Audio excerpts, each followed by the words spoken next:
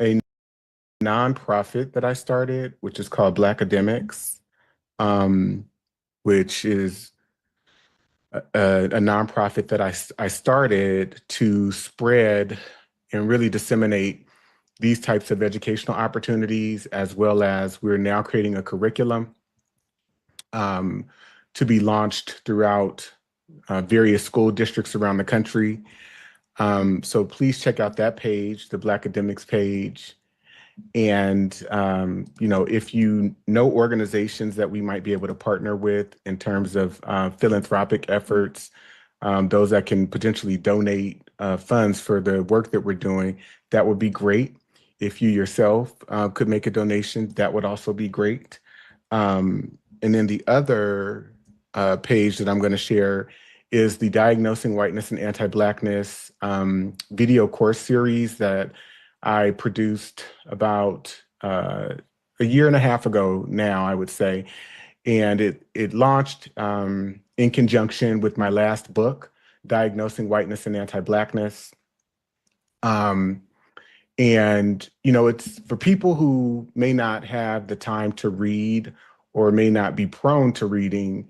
It's still an educational experience that people can tap into through a video course series where they're looking at us discuss a lot of the topics that were introduced in my last book, Diagnosing Whiteness and Anti-Blackness, along with some reflection surveys that they can take as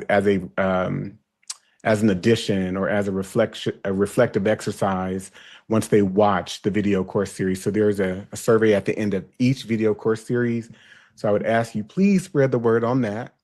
And that said, I am going to jump in. I'm truly excited to see all of you who are here. I think this is amazing that we can gather on a Sunday night to be able to do this. Thank you for joining me for what is kind of a pre-webinar launch, a pre-launch webinar about my newest book, The Psychopathy of Whiteness, The Epigenetics of Anti-Blackness, Malignant Narcissism, and Collective Diabolical Antisocial Personality Disorder. I would not be here tonight, and I feel it very necessary for me to recognize the works of many of the philosophers that inspired me. One being Dr. Frantz Fanon in his book, Black Skin, White Masks. His other book as well, The Wretched of the Earth. Both of these books just kind of framed for me the impacts of colonization, but also the function of it and what it is meant to do. And he used diagnostic frameworks to do so. And these books and his writings really shaped my work, as you will see once you access my book, The Psychopathy of Whiteness. Another philosopher, Dr. E. Franklin Frazier, and his work around the Black bourgeoisie. He was a Black sociologist that's really studied the impacts of Eurocentric colonization in the lives of Black people, Black men, women, children, and the Black familial structure. So this was very instrumental in my writings early on, as well as this current book. Dr. Frances Cress Welsing is another one in her color confrontation theory and her framework, the framework that she introduced around it. Dr. Alvin Poussant in his book, Why Blacks Kill Blacks, and really dissecting and looking at the effects of what some people refer to as Black on Black crime being the result of white on Black crime, and how our behavioral patterns of violence, the ways that we may behave toward each other, is all built toward in the ways that white people have behaved toward us. And so we act that out as a byproduct. Dr. Bobby Wright and his work around the psychopathic racial personality, which I'll share some framing about, or as it relates to my work. I'm going to use some of his framing tonight, even as we're going through. I'm actually using the framing of all of these people, but I'll be quoting from him in particular, and Dr. Welsing. Dr. Amos Wilson, his book, The Falsification of African Consciousness, Eurocentric History, Psychiatry, and the Politics of White Supremacy. His other book, which I have somewhere here, it's like the psychodynamics of anti-Blackness, really, or white supremacy. And then Dr. Jerome E. Fox, in his workbook, Addicted to White. This was a very reflective workbook for me, and it really helped me in real time, in a very modern way, unpack the effects of Eurocentricity, whiteness and white supremacy, and the influence in not only my life, but the life of the Black community, as well as other colonized peoples who exist under the structure of white institutions and white culture, American culture. And so in my first book, the 400-Year Holocaust, I felt like that was more of a cathartic, emotional exercise where I was just traumatized about so much of the information that I had found, and I wanted to get it out. And so that was my first attempt in writing. And then my second book, which I kind of framed the second edition of the 400-Year Holocaust, which was kind of a beefier version of the first book, Diagnosing Whiteness and Anti-Blackness, White Psychopathology, Collective Psychosis and Trauma in America. I went a tad bit deeper in this book, and I started to look at these dynamics through the diagnostic frameworks provided by the folks that I just named. And in this book, I am using their frameworks to really reframe history, but also the sociocultural and psychosocial dynamics that we find ourselves in this current day. So historically into the present. So it starts really in the 15th century, and I'll share briefly just some of the chapters in this book. I do start early on looking at the Catholic Church and the way that the Catholic Church engineered what were called the Papist Bulls that constituted that Catholics and then Christians could go out and conquer the world and really dominate the world and really act out genocide onto people who they deemed non-human or subhuman. So here is just kind of a chapter layout of the book. I'm actually going to the book, not to give too much away. But chapter 1 is, well, I'll go back. So I start with another letter to Black people, as I did in Diagnosing Whiteness and Anti-Blackness. There is a foreword by Dr. Robin DiAngelo. I do enter kind of the threats that I received as a result of giving a lecture that I gave last year. I think that was last year, or it may have been the year before. I think it was 2024. And then there is a very detailed section where I lay out a variety of key concepts and definitions, some of which I'll be sharing with you tonight. And then there are some reflections that I share. I talk about the Black identity crisis, and then there's the introduction, and then chapter 1, the American delusion, chapter 2, the theology of conquest, chapter 3, where I'm talking about really the religious aspects of white supremacy and how those Papist bulls then led to Christian domination and Christian, what became really European Christian nationalism, which then transformed into white Christian nationalism. And then chapter 3, the legal invention of whiteness. Chapter 4, the gospel of violation. Chapter 5, white rage, clinical reality. Chapter 6, whiteness as disorder. Chapter 7, inherited violence. Chapter 8, the scientific religion of white power. Chapter 9, the psychodynamics of whiteness and the legal codification of terror. Chapter 10, white malignant, diabolical, psychopathic institutional repression. Chapter 11, the continuum of enslavement. Chapter 12, the post-George Floyd era. Chapter 13, from colonial faith to civic religion. Chapter 14, the neuroscience of whiteness. And chapter 15, where do we go from here? So I'm going to start us off tonight with a clip of Dr. Frances Cress Welsing talking about her work. And this will take us back to roughly 1975. And then I'm going to elaborate a bit on her conceptual framework, and then that'll lead us into some examples. And I hope to get to some questions toward the end, okay? So here we go.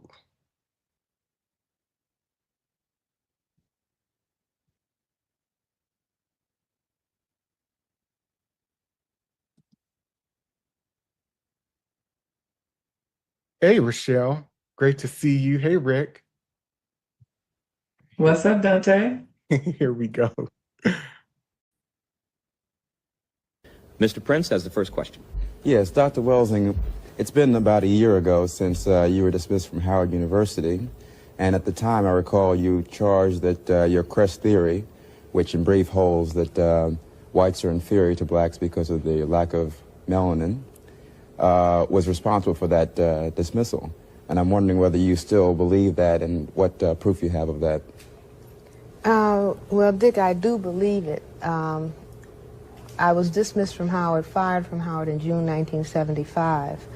In November 1974, while still at Howard, I heard a rumor that I was going to be blocked from promotion and tenure because of my views, not because of my academic work.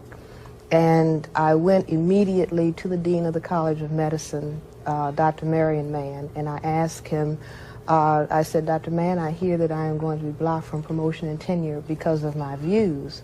And Dr. Mann responded, to be frank with you, Dr. Welsing, this paper that you wrote, and I said, the crest theory of color confrontation, he said yes. He went on to say that it did not make sense for me to say that white people were envious of black people because white people lack skin pigmentation. And we went on from that point. But let me make one correction. My theory does not say that whites are inferior to blacks. I don't say that. I say that whites feel that they are inferior because they cannot produce skin pigmentation and because their status as, I say, a variant of albinism is genetic recessive to blacks, and they can be genetically annihilated by non-white people, that this is what causes that sense of inadequacy, that they have built a total behavioral system that is a compensation. White supremacy is a compensation for a sense of white genetic inadequacy. I see. One other follow-up on that, and that is, what background in genetics do you have to enable you to document that theory? Well, I'm a medical doctor, and all medical doctors receive or take courses in genetics, and this is very, very basic genetics, and it not only is very basic genetics, this is common lay knowledge, and we hear it, the dominance, the genetic dominance of black over white is heard in the expression, one drop of black blood makes you black. In other words, if you were to relate to a white female, the product of that relationship would be an individual that is identifiable as what is called non-white. They would have something, I mean, the curliness of the hair, the darkness of the skin would make the child look more like you than like the mother. I see. Dr. Welsing, your theory to me seems to infer some innate behavior on the part of a human being because they are, quote, black or white. Would you agree or disagree that the terms black and white are not genetic definitions? And if they are not genetic definitions, then how could your theory be true? Well, wait a minute. When you say genetic definitions, I'm not quite sure what you say, but for the sake of time, the factors that determine whether we're going to have skin pigmentation or whether we lack skin pigmentation is based on genes. In other words, you have genes that determine the quantity of melanin pigment that is going to be produced in your skin, in your eyes, in your hair. If you have a gene, a mutation towards an inability to produce that pigment, that is also genetically determined. And that is at least within the context of the Western world, or the white supremacy culture, the dominant classification of people, not as determined by Francis Welsing, but as determined by white people themselves, as your classification, either you are white or you are classified as non-white. This is on your birth certificate, this is on every paper of identification that you have. And this focus on skin coloration, I maintain, is based on the awareness on the people who are now in power that they are a minority. The white group represents a minority in the world population. And the color focus is something that is a psychological, I say a psychological necessity based on a genetic reality. So I don't know. Okay. How many of you heard that? A psychological necessity based on a genetic reality. And so white people have attached in their psychology to this idea or color concept that they indeed are white, when the reality is that scientifically they are incapable of producing large quantities of melanin, which does not equal that they are white. But in European culture, particularly English culture, and some other cultures as well, what the color white represented was things that were pure, close to God, etc. And so you've got a conglomerate of European people coming together for psychopolitical purposes to form a conglomerate that is a juxtaposition toward a group of people that they are calling Negro, which means black, right? And so it's a political cult of sorts, if that makes sense. Hey, Kim McLean, it's great to see you. What I begin to understand when I looked at, and I'll show her conceptual framework, and I'm going to share some examples of exactly what she's saying, because as I went and relooked at and started to re-examine my research and the evidence that I had found, just kind of evidencing what she is saying, I became mind blown because I'm like, oh my God, what she's saying is actually true. And you hear this being repeated over and over and over and over again by white people. So I'm going to share some historical examples, and I'm going to share some recent examples. So in her, she says it's white supremacy is a psychogenetic it's a psychogenetic necessity based on a psychological necessity based on a genetic reality, that they can be genetically annihilated, and that this has in so many words really driven white people mad, so to speak, to the degree that they have launched a total compensatory logic system, white supremacy, to be able to dominate other people, colonize them, and dominate them in every area of our lives. And the areas of our lives, which she takes from Dr. Neely Fuller Jr., and she calls them the areas of people activity, are economics, education, entertainment, labor, law, politics, religion, sex, and war. It has infiltrated every area. And so that's what I'm going to share more today. So if you go back, for example, to 1664, in this act, in the colony of Maryland, this act made black men slaves. But what it also did, it says, and all children born of any Negro or other slave shall be slaves as their fathers were for the term of their lives. So it's stripping black men of all value and worth, but it's also making them unappealing. But it's criminalizing at the same time European women. It says, and for as much as diverse freeborn English women, forgetful of their free condition, and to the disgrace of our nation, marry Negro slaves, by which also diverse suits may arise. Notice that language. They're concerned about diverse suits arising, non-white people. And so they become psychologically preoccupied in a compulsive manner about the fact that non-white children will be produced. And so they criminalize the white women, and they basically say, if you marry these black men, you'll be enslaved for the life of your husband. In 1681 in Maryland, they do this, they repeat it, but they introduce the language white. So rather than just freeborn English, they're saying other white women, because prior to this, you had Eleanor Butler, who married a black man the month before. I think this law hit the book September of 1681. She married William Borman in August 1681. And so they're saying English or other white women. And this is when whiteness, either the first time or one of the first times, becomes a legal category of sorts.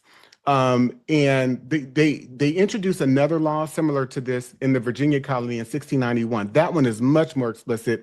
I won't go through it. And then in 1705, here's another example. This one says, and for a further Christian care, oh, let me go back. So in the laws concerning marriage, a few things happened during this period. So the Virginia law not only deals with white women, but it also deals with white men. And it says that they cannot marry black women or anything. And what they also do is they start to criminalize ministers who are performing the marriages. So they're sending them to jail. The laws concerning indigenous people are a bit different because, again, it's based on colorism.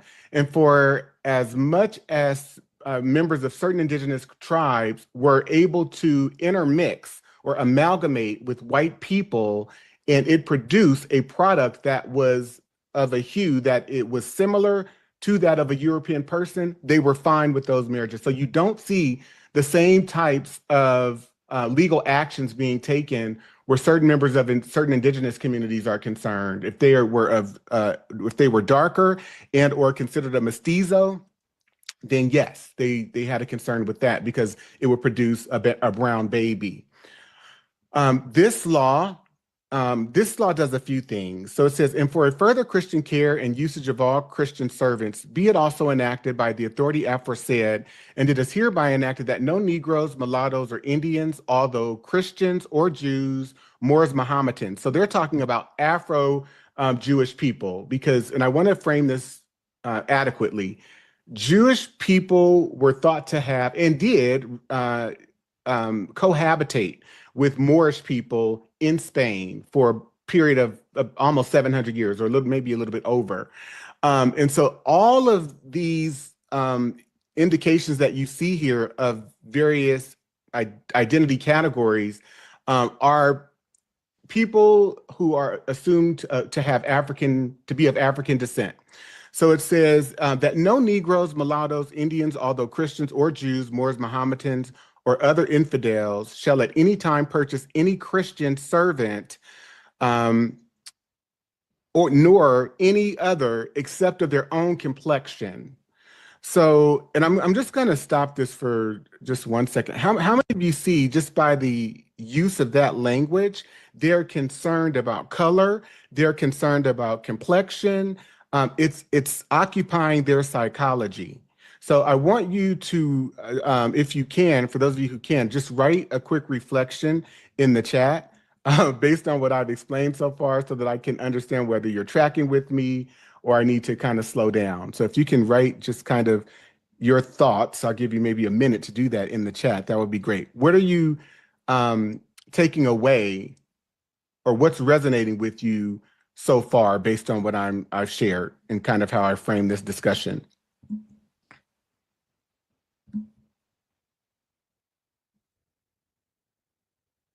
And again, I want you to consider Dr. Cress-Welsing's framing that there's an awareness that they can be genetically annihilated, and that drives this kind of violence through militarism, through domination, destruction, etc. The constant fear, yes.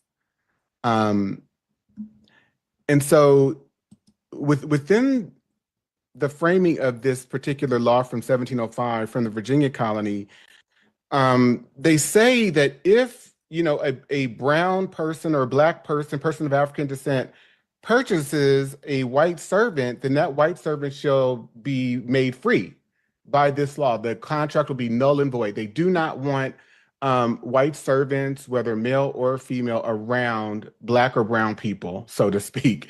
And if any person having such Christian servants, so if you are a white man or if you are a white woman and you have a white servant working for you, indentured servants, if you intermarry with any such Negro, mulatto, or Indian, Jew, Moor, Mohammedan, or other infidel, every Christian white servant that you have working for you on your plantation shall ipso facto become free if you marry any one of them. Okay, so they're creating, how many of you can see, a form of segregation to ensure that the white race remains not only just separate and segregated, but pure, that there is no possibility of that type of genetic annihilation taking place. Another example historical example. This is in the mid 18th century, and this is the South Carolina, the Negro Act of South Carolina, 1740. Section 1 declares all Negroes and Indians to be slaves. Section 2, under this provision, it has been uniformly held that color is prima facie evidence that the party bearing the color of a Negro, mulatto, or mestizo is a slave, but the same prima facie result does not follow from the Indian color. So if you are of the Indian color and that color is thought to be in proximity to the color of white Europeans, then you are exempted from the category of a slave, of an enslaved person. But if you look as though you have any mixture of African descent, mulatto, mestizo, you're a brown person, or you're just an all-out Negro, then you are to be a slave. And so how many of you see this continual emphasis on color, complexion, the use of color concepts to segregate people? And so I want to ask you another question. How is it working psychologically? What is it driving? Because in my estimation, when I looked at this, I said, wow, this is emblematic of people who are schizophrenic and very paranoid. It's driving a paranoia. Would anyone like to respond to that? I'll ask maybe one person. Danicia, hey there. Hi, Dante. Hey, How are you? I'm good. Good. I was just gonna write, what is very interesting is the lack of understanding and the connection to creating children with slaves.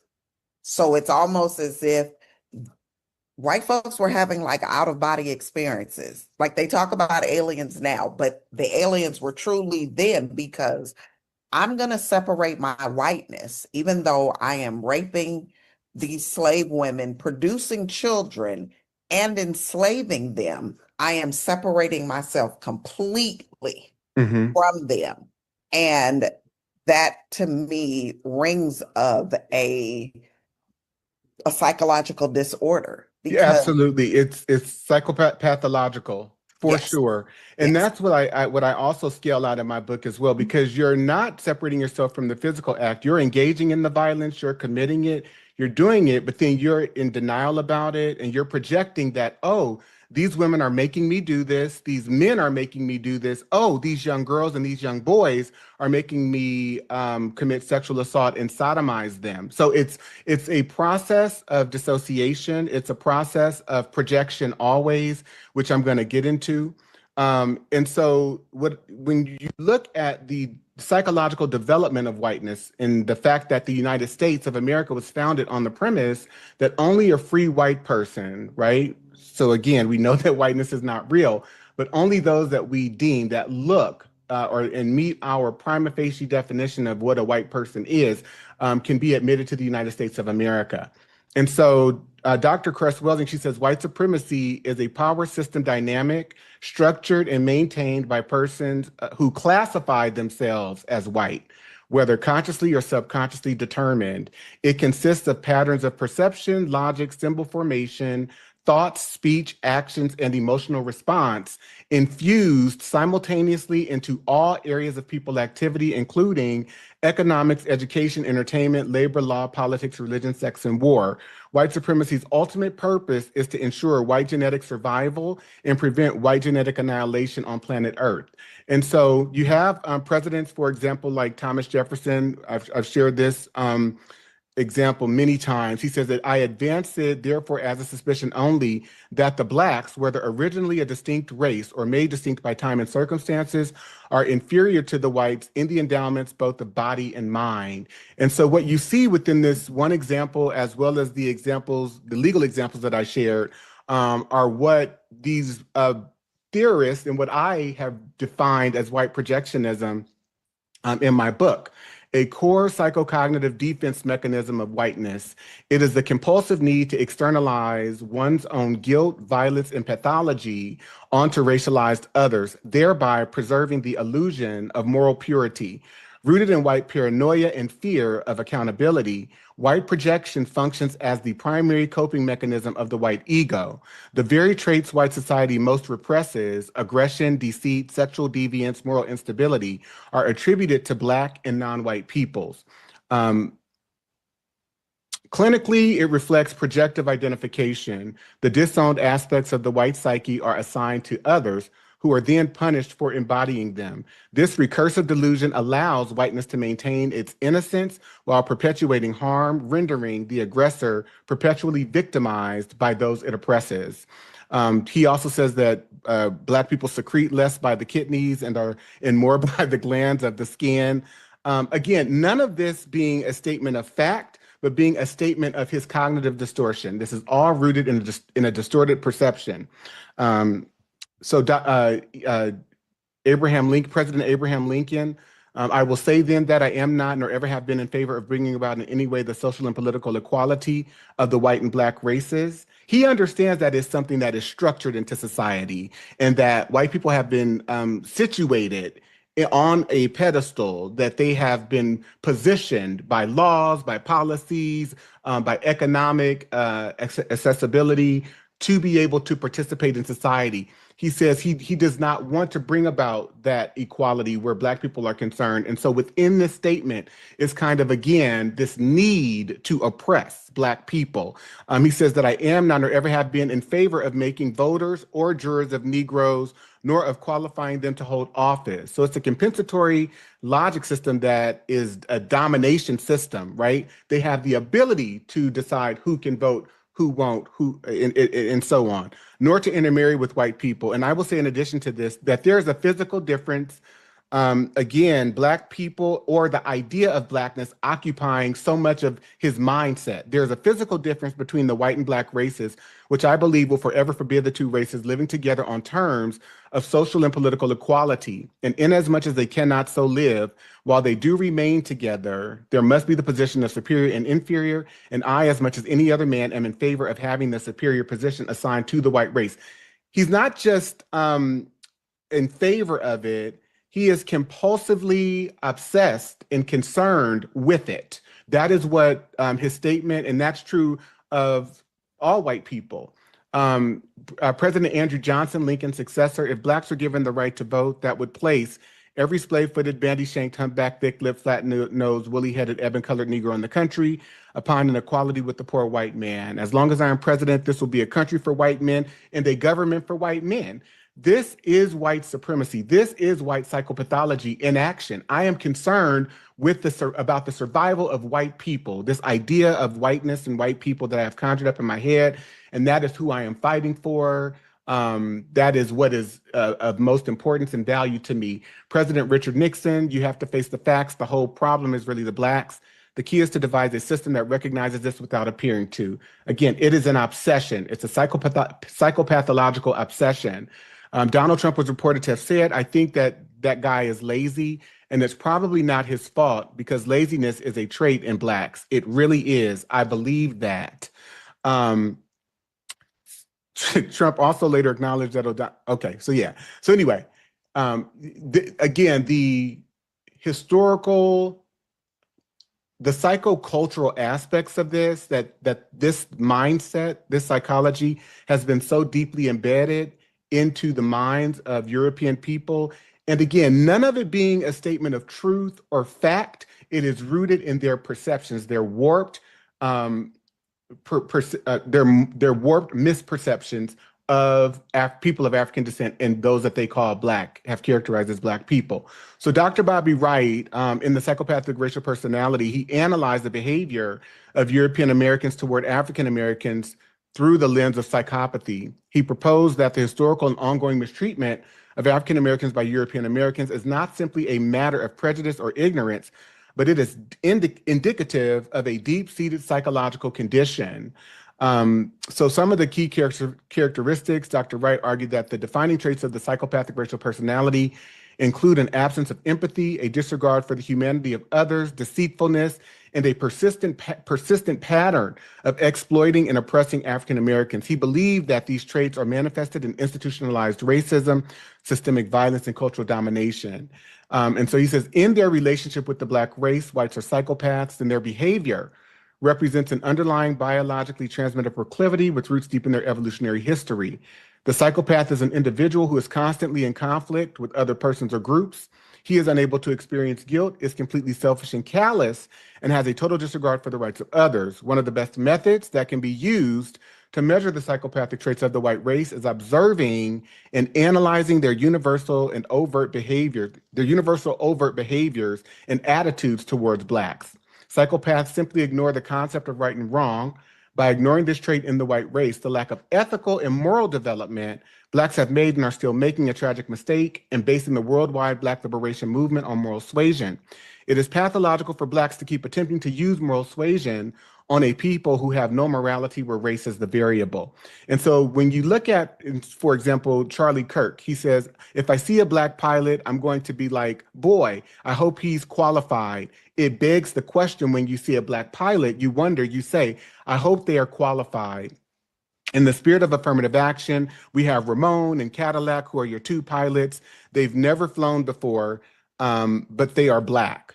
If I'm dealing with someone in customer service who is a moronic Black woman, is she there because of her excellence, or is she there because of affirmative action? Sheila Jackson Lee, Michelle Obama, Joy Reid, you don't really have the brain power to be taken seriously. So again, there's a projection. There is a psychopathological functionality where Black people and the idea of Blackness is occupying so much of his brain space in his life, so to speak, that he can only derive his own sense of self-worth and value by projecting. Not only that, he himself was, by white American educational standards, uneducated. He did not have a college degree. So I'm going to elaborate a little bit more on that in just a second. So white impression management, a conscious and subconscious behavioral mechanism by which white individuals and institutions manipulate perception to sustain psychic equilibrium and moral innocence. It is the performance of benevolence to mask the operations of domination, a social camouflage for the pathology of superiority. Clinically, it aligns with narcissistic image regulation and ego defense through projection. White impression management involves controlling historical narratives, editing facts, sanitizing violence, and manufacturing virtue through performative displays of empathy, charity, and progress. This process maintains white identity as morally superior and non-white existence as deviant or defective. It is not simply deceit. It is a collective cognitive distortion, an institutionalized delusion that sustains the psychopolitical fantasy of white righteousness. So I'm going to pause there and ask, does anyone have any thoughts?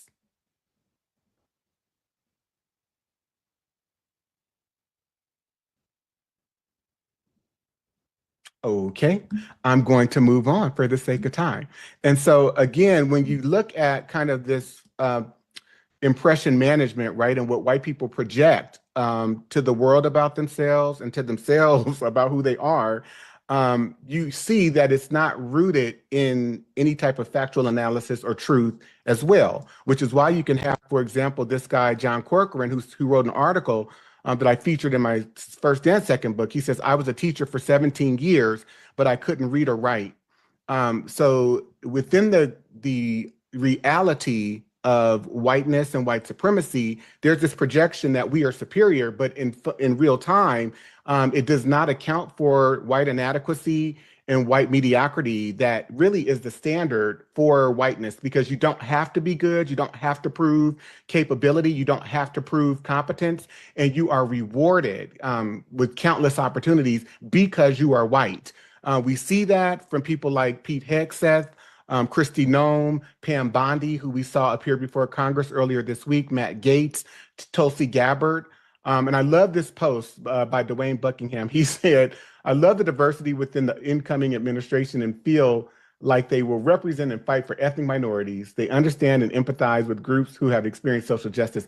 All of them are highly qualified and earned their positions without alliance to Trump, power, privilege, and money, right?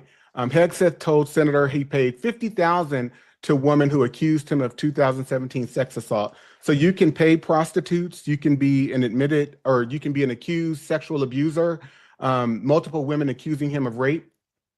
You can also be someone, the former Michigan Township Supervisor arrested in child sexting, resigns, then wins re-election in a landslide. So you can be a pedophile and still have the support of the collective white body politic. Trump Justice Department, Holman closed investigation into border chief for accepting a bag of cash. Jury finds Trump liable for sexual abuse. Awards accuser $5 million. You can become the president of the United States. You can be convicted of felony crimes of fraud and still, again, have the support of the collective white race. So they're within the function of impression management. It's not rooted in a reality, but it's rooted in a projection that we are moral, we are pure, we deserve. It's a compulsive entitlement. And yet there are really no interrogations into how this functions across and throughout our culture, as well as around the world. And let's be very clear, the white supremacy was accomplished through militarism and through white domination, not because these people were superior or their ancestors were superior. So white affirmative action, the legal and institutional codification of racial narcissism, it encompasses all laws, policies, and cultural norms designed to perpetuate white dominance, including property rights, policing, taxation, education, and employment systems. Clinically reframed, white affirmative action is the structural symptom of whiteness's dependency disorder, its inability to sustain self-worth without systemic preference and protection. It is the pathological insistence on entitlement, the belief that material and psychic comfort must always be secured at the expense of others. Through this mechanism, whiteness perpetuates a feedback loop of dependence, fear, and projection, the constant need to reaffirm superiority through institutional scaffolding. It is the architecture of delusional privilege built on collective psychopathy. I'd love for you to write your thoughts in the chat. What is this? What bells are beginning to ring for you? And while you're doing that, I'm also going to prepare some videos that I want to share with you as well. Okay.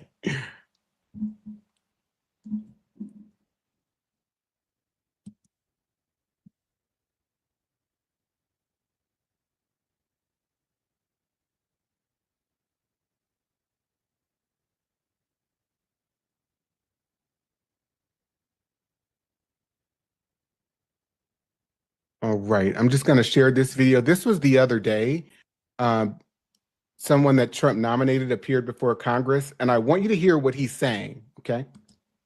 President Trump's nominee for a top position at the State Department faced bipartisan pushback yesterday during a confirmation hearing over previous comments he has made regarding the erasure of white culture. Jeremy Carl served as Deputy Assistant Secretary of the Interior during Trump's first term and is currently a senior fellow at the Claremont Institute, a conservative think tank in Washington. He is Trump's pick for a position that involves implementing U.S. policy at the United Nations and other multilateral organizations. In one exchange, Senator Chris Murphy of Connecticut asked Carl to clarify previous statements regarding concerns over the erasure of white culture and identity. So tell me the values that stitch together white identity and that make it different than black identity. Senator, again, thank you for spent a lot of time talking about this and writing about this. Yeah, no. Be able to, you're struggling with this, but you should be fairly easily, I would assume, able to tell us your thoughts on how white identity is different than other kinds of identity and how it's being erased. Senator, again, thank you for the question. I'm just trying to be I'm just trying to be very precise. Because I'm here in front of a Senate committee. I would say that the white church is very different than the black church in terms of its tone and style on average. Foodways could often be different. Yeah. And those music could be different. And those are being erased. Music could be different. Well, if you look at the Super Bowl halftime show, which was not in English this year. So our ability to access white churches or white food or white music is being erased? Senator, again, thank you for the question. What I would say is the biggest thing, because actually, contrary to many of the comments that have been shown, racial nationalists have been very, very critical of my work because they correctly say that I'm actually, of course, not a racial nationalist, which I'm not. I'm a civic nationalist. I am concerned with the majority common American culture that we had for some time that through particularly mass immigration, I think has become much more balkanized, and I think that weakens us. And again, I'm not running away from that comment. I'm not apologizing for it. Well, I'm way over my time. I think you're struggling to answer this question, right? Because underlying your beliefs is a sentiment that white culture is just simply better.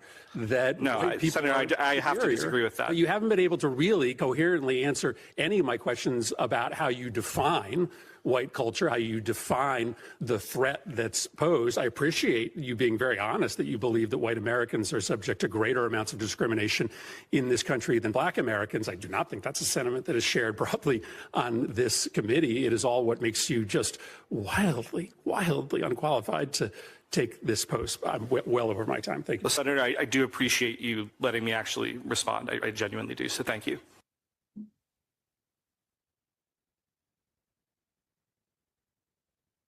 Okay, so what stood out to you? And I'll ask for maybe two people to speak up. And I'll kick us off. How many of you could see that he was unable to really give any clear examples about the ideas about whiteness that he holds in his head? How many of you were able to see that by show of hands? But yet the idea is there. And again, there is an occupation of brain space that is driving this, that is completely psychotic, immensely dangerous. So yeah, two people. Are there two people that'd like to share thoughts?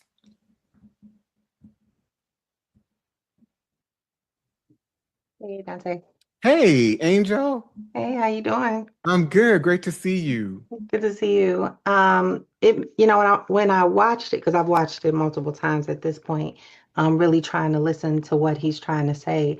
I think what frustrates me the most is that they really don't have an answer, but believe they have an answer. Like, do you know what I'm saying? And it made me think about, I don't know if y'all ever listen to Code Switch, it's a podcast, but they had a episode called The Folk Devil Made Me Do It. And what it talked about was moral panics and how throughout this time they've used these moral panics to make white people feel like they're going to lose something. And if you make people feel like they're going to lose something, you get them scared enough, then they're going to do whatever they can to pull people along. And that's what I see in this administration. I see that it's this fear that they keep on passing on. Okay, if we let, which he also said, if we let it become more of them than us, then it's going to be a problem. That's right. And that's what he was saying pretty much, was if it becomes more, we in trouble. So to your point, there is a paranoia that is driving this, which has led to a psychosis, that this is what people believe that they need to do and how they need to function in order to sustain themselves. So within that frame, we're not all American. We are concerned with white Americans and this idea. And again, but it's also all based on sight. And what led me to this discovery that this is psychological more than anything else. It is just, it's a belief system. It is psychological, is that as long as white people perceive, let's say a very lighter skinned black person, as long as they perceive that person to be able to pass and to be white, they're fine. They can function with them. They can be admitted into their social circles. That's true for Hispanics that might appear white, as well as Asians that might appear white.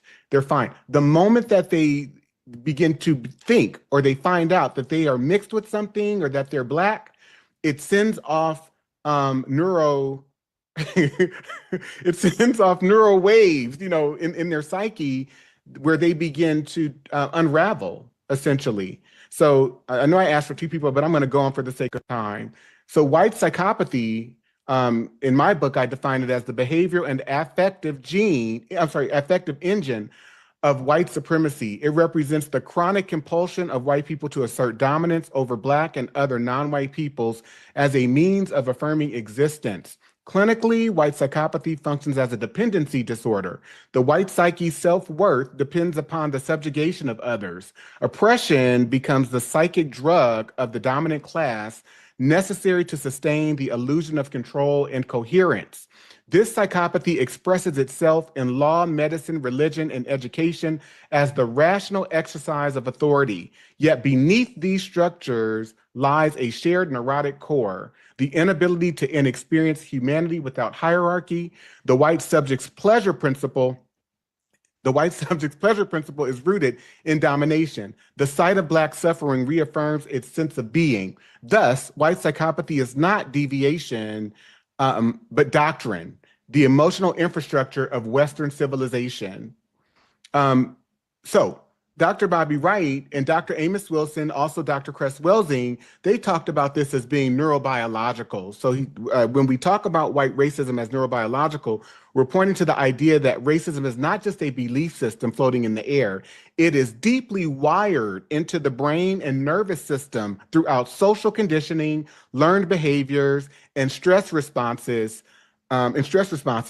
So conditioned neural pathways, racism operates like a form of neurobiological programming. Repeated exposure to racist narratives, stereotypes, and practices in schools, media, law, institutions ingrains neural circuits that automatically associate Black with danger, inferior, or less worthy. So this is hardwired in. So when we talk about this idea that, we just need different policies, that like those policies are the answer, or that they're going to change anything, that is not the case. And this is also, this psychology has been programmed into Black people. It's been programmed into Asian people, into people who are characterized and identified as Hispanic, where they too are socialized to serve white supremacy and to also perpetuate anti-Black and brownness, which is why you can have another Donald Trump administration, because there were roughly 54 to 56% of Latino men who voted for Donald Trump, as well as roughly 20 to 22% of Black men who voted for Donald Trump, and upwards of roughly almost 40% of Latino women who voted for Donald Trump. Okay? So when we get to the Epstein class, I want to spend a little time here and then get to a few more definitions and maybe have some group time as well. And we talk about people like Jeff Bezos, Prince Andrew, Ghislaine Maxwell, Howard Lutnick, Steve Bannon, Jeffrey Epstein himself, and Donald Trump. We're talking about something that has been functioning, a dynamic that has been functioning in throughout European culture for centuries. And so this picture is actually from the 1930s, where you had Mr. Charlie Johns, who was 22, who married Eunice. What's her last name? I forget her last name, but he married this young child. She was 9 years old. This is from the 1930s in America. So this 1275 Statute of Westminster, which I talk about in chapter 4 of my book, was a law that basically constituted child marriage. They set the age of marriage for young boys at 14, and for young girls it was 12. There was a consent provision in this law that stated that if a man ravished a maiden within age that is within the age of 12 years with her will or against her will, the ravisher shall have judgment of life or member. So they would either be sentenced to life, or they would be killed. But that's within the age of 12 years old. So above 12 years old, consummation of marriage or sex with someone 12 and older was permissible. And so you see that this law was effect from roughly 1275 over in England. And then when the English came over here and they set up royal charters and the colonialism over here, the institution of enslavement as we know it through the transatlantic slave trade, this law remained in effect through the 1600s, through the 1700s. And once the United States of America formed, by the year 1800, the age for consent for young girls was lowered roughly to age 10. And so betrothal and marriage, children could be betrothed, engaged at an even younger age with parental consent. Marriage was legally permissible at 12, as I just explained, but again, that age went down to 10. Parental consent, although 12 was the minimum legal age, the legal minimum, customary practice often involved parental approval, especially for very young brides. So you could marry someone as young as 7, 8, maybe even 6, if you had the permission and the consent of the parents. It was considered legally permissible for a man to consummate a marriage with a girl aged 12 or older. And when the United States of America formed, again, that age went down to 10. And in some instances, it went lower than that. Intercourse with a girl under 10, this was just under the 1275 Westminster statute, was considered rape under English law as codified in the Statute of Westminster, but it was not considered rape once the United States of America rolled around and began to lower these ages. So the persistence into U.S. law in the 18th century, so through the 1700s and into the 1800s. After American independence, most U.S. states retained English common law standards unless they specifically passed statutes modifying them. Throughout the 18th and early 19th centuries, the age of consent in most states remained between 10 and 12 years old. In some states, though, like Delaware, the age of consent was as low as 7 years old until the 19th century. Okay, so again, we see white psychopathy being acted out here. And then if you go to other texts, such as slave breeding, which I also quote in my text, they point to the fact that plantations relied on what they referred to as breeding wenches and plantation bucks, where they would require Black boys and men to rape Black girls and women. So this was the economy of the institution of slavery, especially when they outlawed they passed the International Slave Trade Act, which effectively banned slavery in the United States in 1808. And that's when they got about really breeding Black men and women and boys and girls. And so if you go to the slave narratives, which this book quotes from, and then I also quote from a series of slave narratives as well, where you see formerly enslaved people talking about how their parents were prized as fast breeders. Someone was saying that their parent received, Peter Brown, his mom gave birth to 3 sets of twins, right? And then this guy, Willie Blackwell, he talked about how, his father was seen as a big, powerful Black, man that the owners would basically lock him in rooms with young Black girls and Black women, usually the moistest is what he's saying here, to sire children with. So he would spend his time raping young girls and women as a result of being forced to be locked in a room with these individuals and force them to have sex with him. But again, the Black male and the Black female are being forced to do this because of the psychoeconomic goals of white culture, of the white institution of slavery. So it's psychoeconomic. There's a psychology behind this, and then there's the also economic benefit. Gonna go on. One enslaved woman from Louisiana described, master would make the men go into the girls he wanted them to breed with. Sometimes he stood right there. Sometimes he took his turn too. So she's talking about the white male forcing rape, but then also watching it and then sometimes joining in and performing gang rape. Lewis Hughes, in his book, 30 Years a Slave, he talked about, he says, the master often sent the men to the women he wanted them to breed with. Some of the women cried all night, but they had no power to refuse. So how many of you are seeing that this is just pure evil at play? It goes beyond really our ability to define and comprehend, I would say. And so I'm doing my best to explain this through diagnostic language, because that's what really helped me to get a grasp on this. So Maddie Jackson, many were the women who were compelled to submit to the brutal passions of the overseers and masters. Some masters would make men go to certain women to raise children, same as they breed cattle. The woman had no say. Harriet Jacobs, in her book, Incidents in the Life of a Slave Girl, she says, no matter whether the slave girl be as black, as ebony, or as fair as her mistress, in either case, there is no shadow of law to protect her from insult, from violence, or even from death. And when she says insult, she's talking about rape.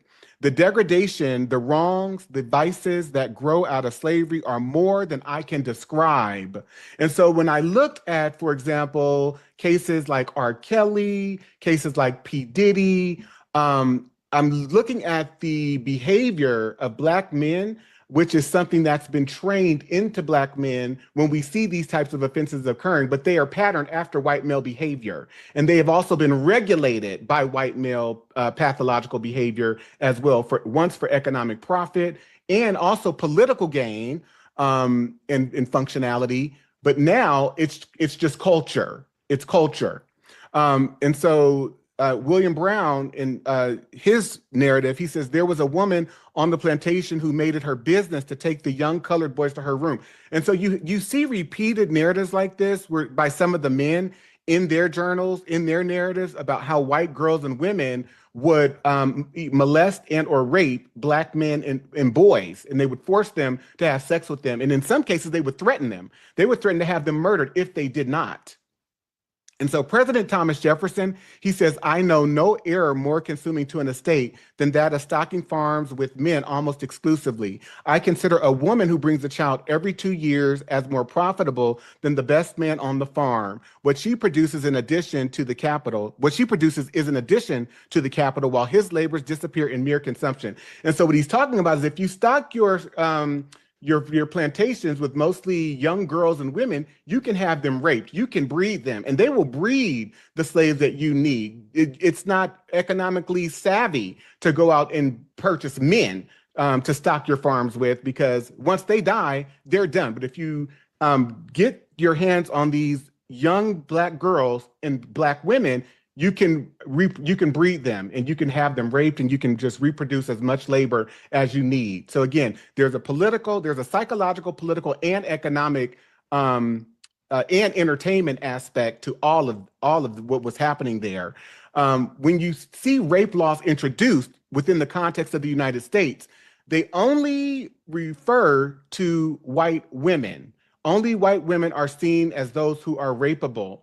And then they also don't even, in most states, they don't even criminalize rape committed by white men at all. And all of them pathologize and project that Black men or Black boys are prototypes for rapists. And so that's what you see in the entrance of all of these laws. In the Celia case, when I looked, for example, at what came down from Judge William Augustus Hall in the instruction that he gave to the jury when she killed her rapist, Robert Newsom, who she had fathered roughly 3 children by. She was pregnant with the third when she killed him.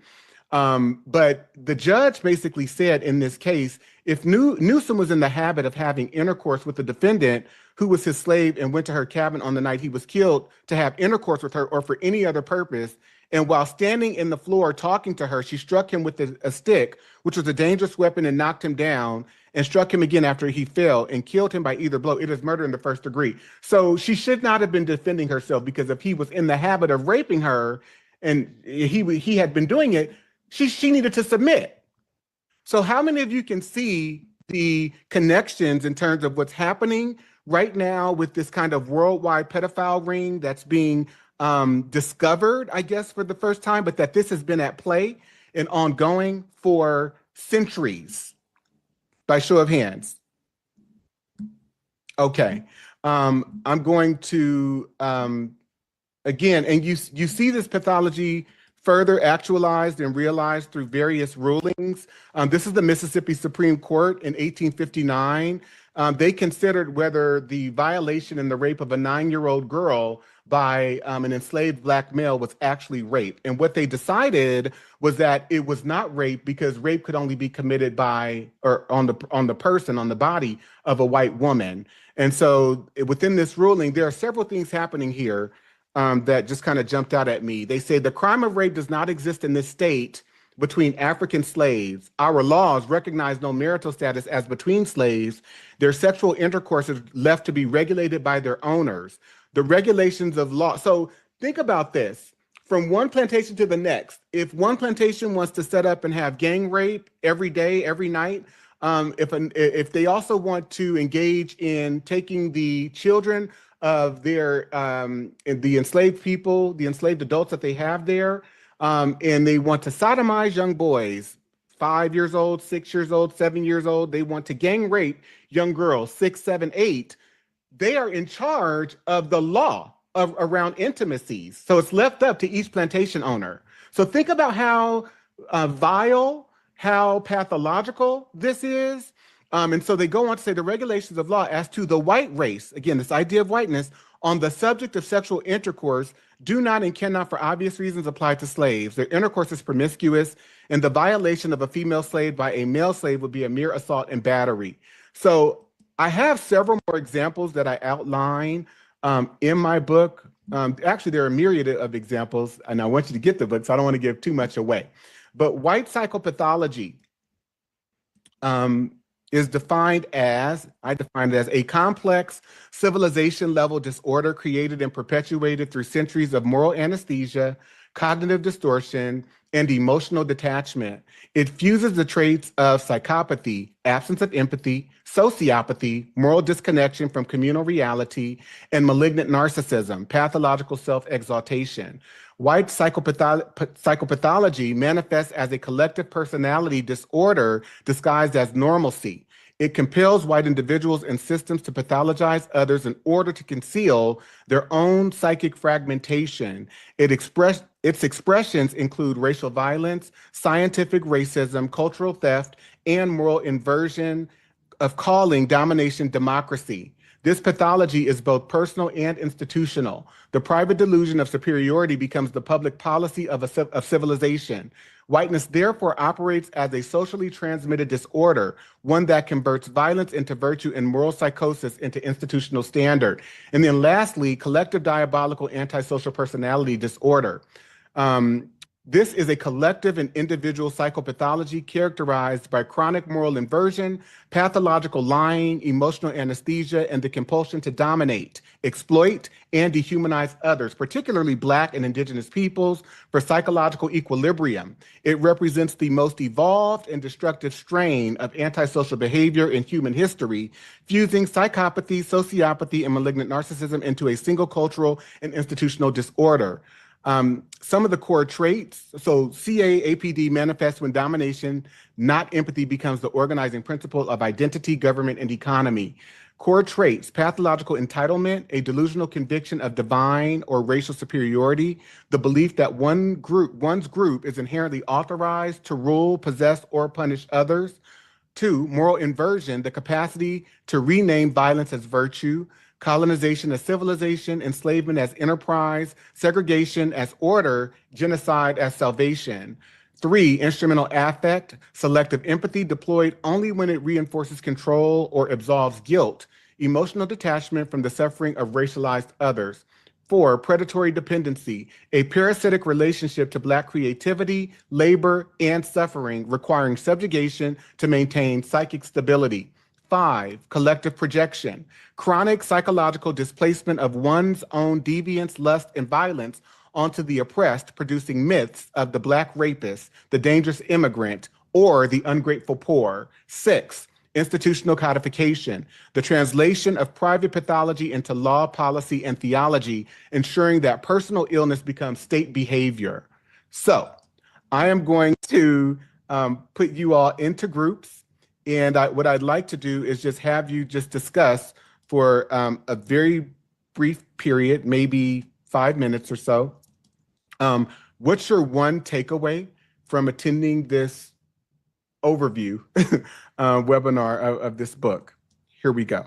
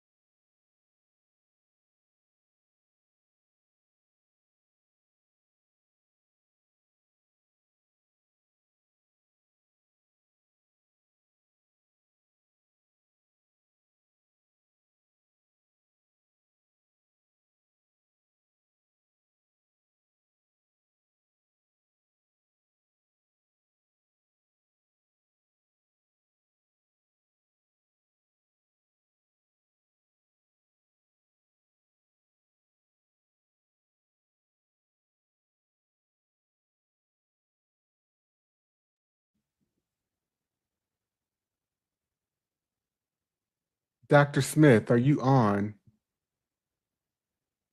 Dr. William A. Smith?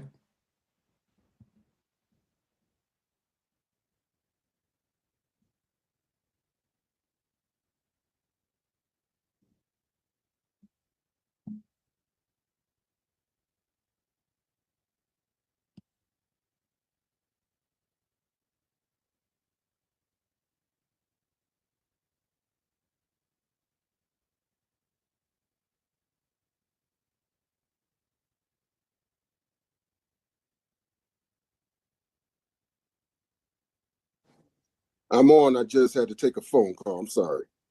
Are you my racial battle fatigue friend? I am.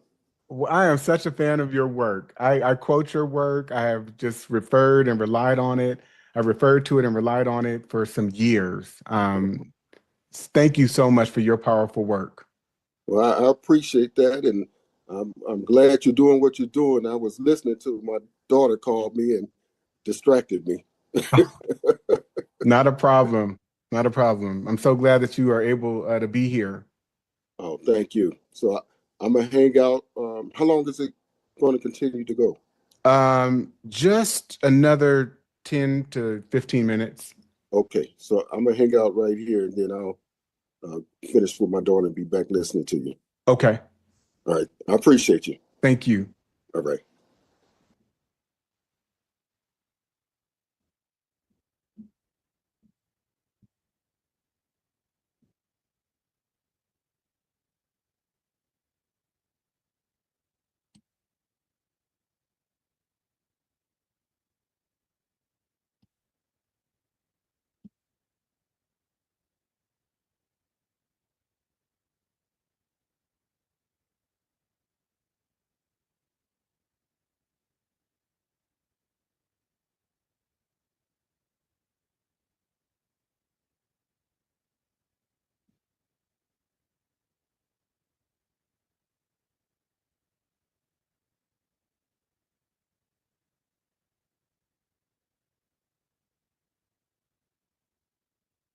Hey, Artemis.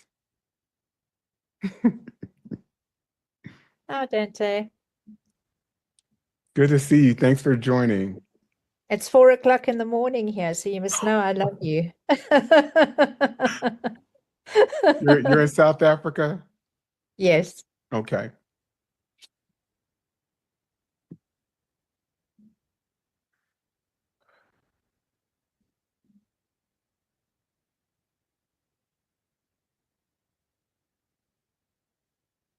Hi, Dante. It's Sabrina. I'm on my wife Mario's tablet. Hey, you. Hi. It's so good to see you. We'll hear your voice. Good to hear you too. Well, good to see you. Thank you, babe. You're welcome. Okay. I was just talking. There was only one person in my breakout room. Yeah, Dante. a few people didn't go. So Oh, okay. yeah. Okay. Well, She was as asking me if people I are had a chance to meet Dr. Wellesley, but I was saying no. I was a student, but not. And my cousin was a student at the time. So, but got you. I've met Dr. Wellesley years and years ago. So yeah. Okay. Anyway. So why don't we have maybe, 2 or 3 people? Well, why don't we do this? I want to have you write in the chat your one takeaway from this overview tonight.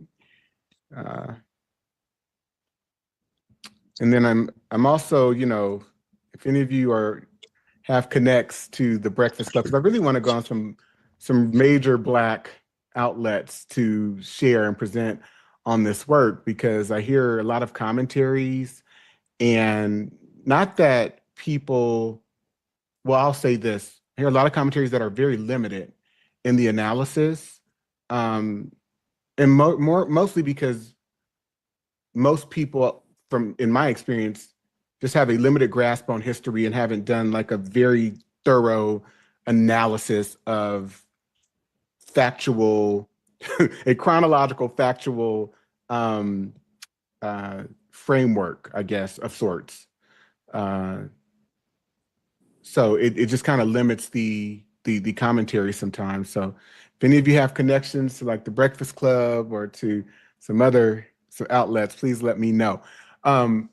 So as you all are writing your one takeaway in the chat, let's hear from a few people. What are your thoughts about what I've presented?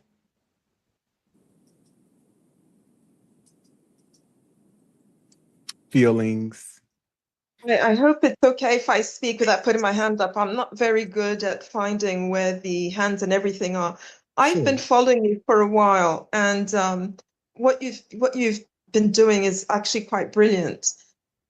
It's actually opened my eyes and the eyes of a lot of people. I think now we need to disengage from white people, because it's one thing to say that they've got psychopathology and all these things and to say they're evil, but we want to continue being in their spaces. We want to continue with their Christmas and all.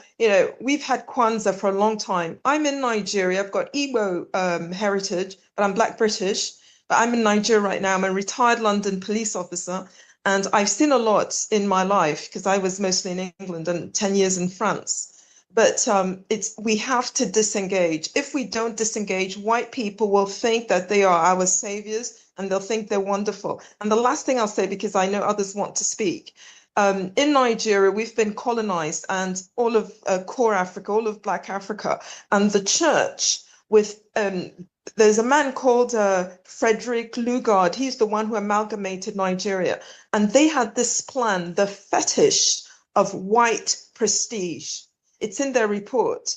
And they used the church to make white people, and Arabs, if you're Muslim, but to make white people to be like godly and wonderful. Yeah. The exact opposite of what they are. And the churches have done a lot. And the last thing I'll say is, if people want to believe in the Bible like I do, the Messiah is actually Black. He's Black. Yeah. So we need to go to the truth. We've got some Israelites in Africa and, Black Israelites, perhaps to look at their teaching, but just to disengage from these people. Thank you very much. I'll mute my mic. No, thank you so much, Ndidi. And I appreciate all just of the encouragement I've received from you over the years, because we're connected on X. And you reposted my work, you've sent me messages, and I just appreciate the way that you really understood and aligned, with my analysis and the things that I'm trying to say. And similarly to Dr. E. Franklin Frazier, who I mentioned earlier, one of my thoughts became one of the very foundational questions of my work became, so is Black people's interrogation of or are our criticism and is our critique of white supremacy really about its vileness and its evilness, or is it that we're just excluded from it?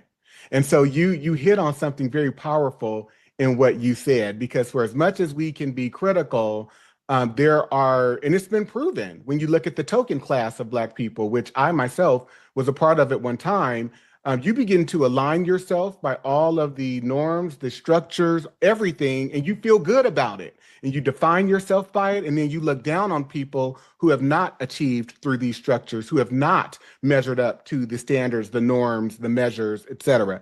So I really appreciate you uplifting that here in this space. Who else? I think we have time to hear from maybe two more people. Dante, I know I spoke. I'm going to be really brief. Okay. The clip that you showed of Dr. Welsing is circulating on social media, and there is a huge debate going on. I'm not sure if anyone is familiar with Dr. Tommy J. Curry and the two Needies, I hope I'm pronouncing her name right, to her point, disengaging, because the dialogue that was going on under the clip of that post had more to do with Black people defending Howard University, a historically Black college. My experience is that they always talk about they are the Harvard of HBCUs, right, which to me is diabolical in itself. How the hell do you say you're an HBCU, but you consistently compare yourself to a PWI? That you were excluded from, which is the reason that HBCU had to be created. It reinforces white supremacy. It reinforces anti-Blackness. You're absolutely right. I agree with you. So when we're talking about whiteness or white psychopathology, we are talking about a mindset, a psychology that has been infused into not only European people, but its subjects, those that it has colonized. And menticide is going to take us out. It is going to take Black people out, and I need Black people to understand that.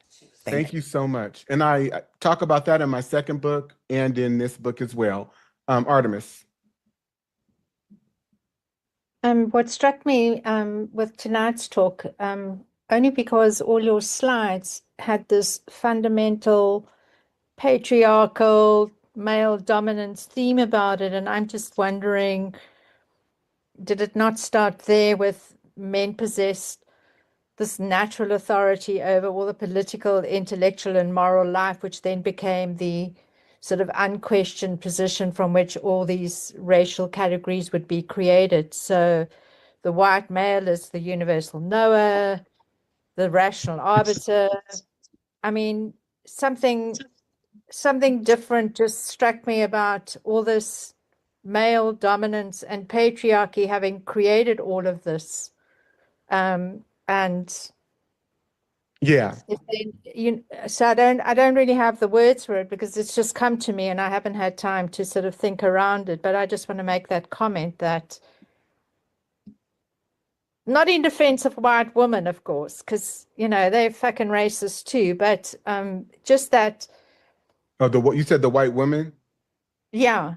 So that I don't exclude them, but I just noticed that it's this patriarchy that really created this, Yeah, well, I do want to say, though, when we think about the white women that were plantation owners that also held up white patriarchy and are a part of the white collective patriarchal body politic, white supremacy was not just the architecture of white maleness, but also white femaleness.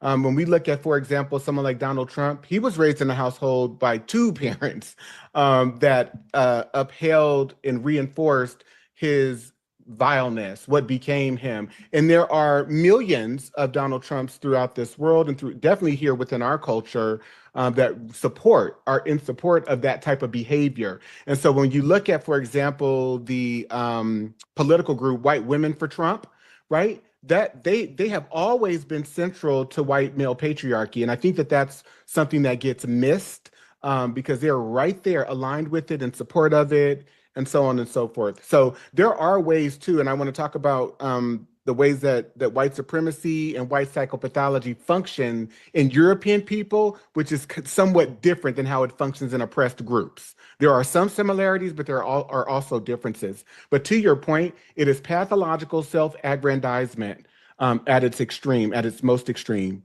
Okay, one more person, and then I think we're out of here. Celia McIntosh. Hi, I'll be real quick. I missed the video and everything, but just some things that I've gained from the conversation.